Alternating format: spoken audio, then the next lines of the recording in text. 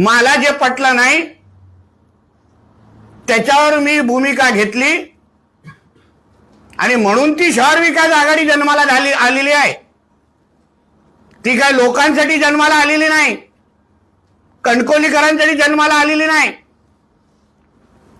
तुम्हाला तुमचे 30 कोटी भेटले नाहीत, तुम्हाला तुमचं पद मिळालं नाही म्हणून शहर विकास आघाडी जन्माला घातलीत।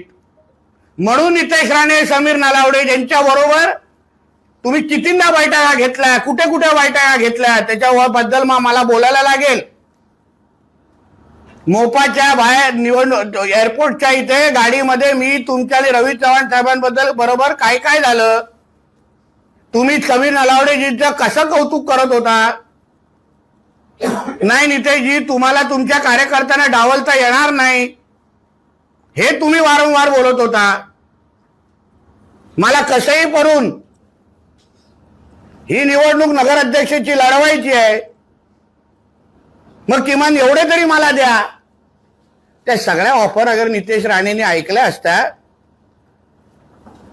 तर आजची ही निवडणूक किंवा आजची ही शहर विकास आघाडी जे सांगितलंय लोकांसाठी केली गेली आहे, कणकवलीकरांसाठी केली गेली आहे।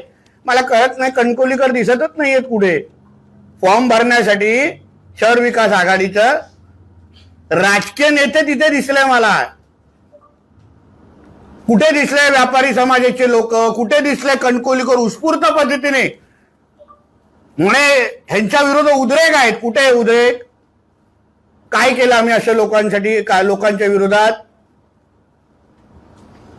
विकास करणं, लोकांसाठी अडीअडचणी धावून येणं, 24 तास लोकांसाठी राबणं, कोविडच्या काळात स्वतःची आयुष्याची चिंता न करता, जीवाची चिंता न करता।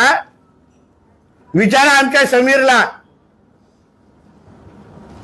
किती मेहनत त्या लोकांनी, ह्या लोकांनी दिवस रात्र आमच्या लोकांनी केलंय, तेव्हा कुठे होते हे लोक? कुठला पीपीई किट घालून फिरत होते जे आम्हाला दिसले नाहीत? कुठलं तोंड लपवून बसलेले?